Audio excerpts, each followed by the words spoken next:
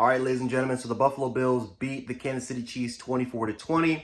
I know I don't sound that enthusiastic about the game, but trust me, I am hyped. I'm a lot of the emotions have finally calmed down a little bit.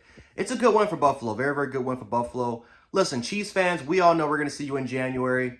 So I'm not going to take this win to heart like I did last year when we won in Kansas City in the regular season because guess what? We played y'all again in January and Arrowhead, and we lost the game. So I'm not going to take this win, I'm not going to take this win too lightly. Right? I'm not going to be over dramatic about the win.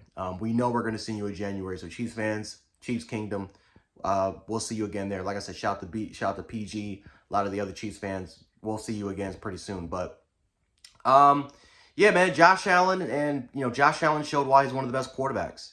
Josh Allen was getting pressured way too much today. The offensive line was definitely a little bit of a liability tonight, at least in pass protection.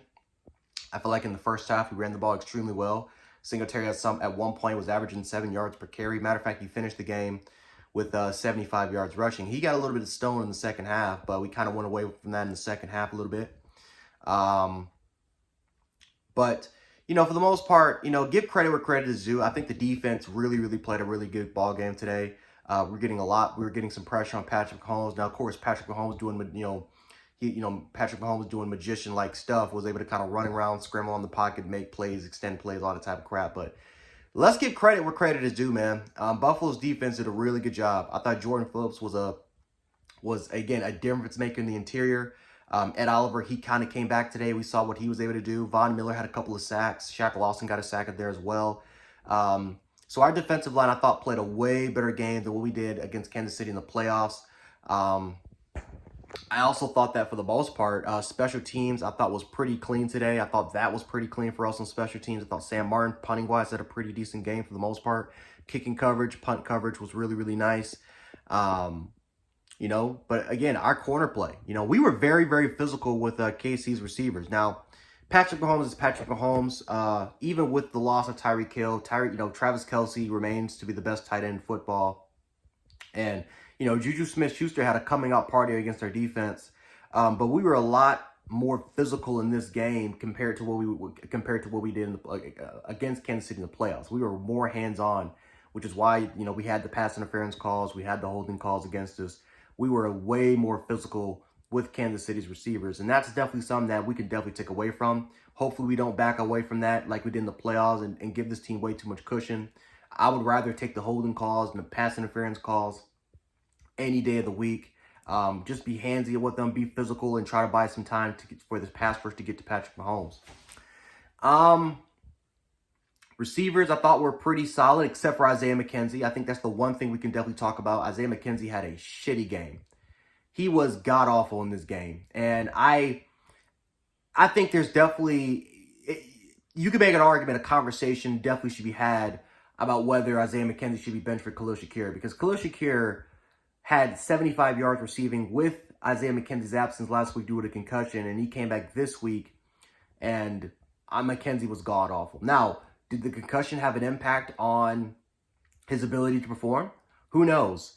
But all we do know is that Isaiah McKenzie was not right. He was not right today. So again, hopefully the concussion has not had an impact on him. And if it did have an impact on him, then I think, once again, we're in a conversation of how long should players be out as soon as, for concussion. Again, they passed the concussion protocol, but we just don't know the long-term effects until literally, unfortunately, after they're deceased, until we can confirm that there's actually something wrong with the brain. So I'm not saying, again, who knows what the case was. Maybe it was just a bad game.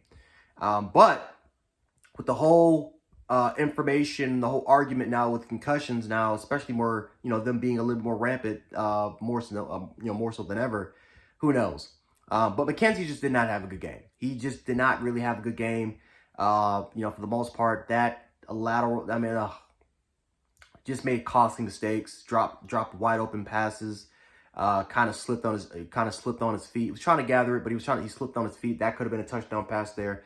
McKenzie just did not have a really good game today with us. Again, I think there's definitely conversation, especially because of how deep the slot receiving core is, whether or not Khalil Shakir should be the starter. Again, if we're quick as hell to bench James Cook after he fumbles, then I think we should. Then I definitely believe that we should definitely have a conversation of whether or not Khalil Shakir should be in there, because we're quick to bench James Cook, and not him. And again, we rarely see James Cook play, but when it comes to Isaiah McKenzie making mistakes, we're still going to put him out there. Now, Khalil Shakir did come in the second half, and he did catch. He had one catch, but there needs to be a conversation whether or not Khalil Shakir should be the starting slot receiver over Isaiah McKenzie.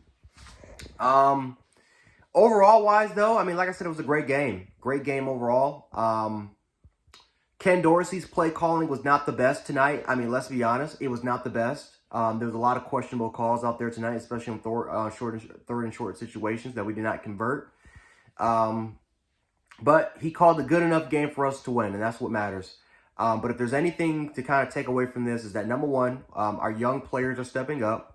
Our defensive line is generating more pressure than what we've done over the last couple years, probably since 2019. And that's since Jordan Phillips was on the team back then. And then I would definitely say that there needs to be a conversation whether or not our slot receiving position, there needs to be a battle right there, or there needs to be some sort of determination whether or not Khalil Shakir should get more snaps. And again, this opens up the Odell Beckham Jr. talks and the Christian McCaffrey talks potentially. Who knows about that? But most importantly, it's Kansas City and Buffalo. It's a close game. It was down to the wire, and Buffalo finally was able to stop somebody.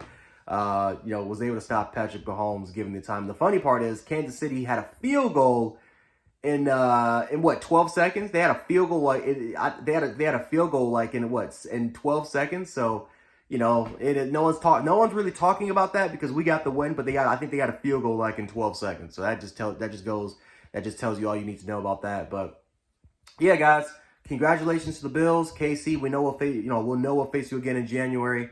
The best part about this win, though, for us is that it gets us closer to getting that number one seed. And that's the goal here, right? I don't want to play Kansas City in Arrowhead again. I would rather play Kansas City at home, right? And, I'm calling it Ralph Wilson Stadium. I don't care. I don't care what the new stadium's called. I'm calling it Ralph Wilson Stadium at the Ralph.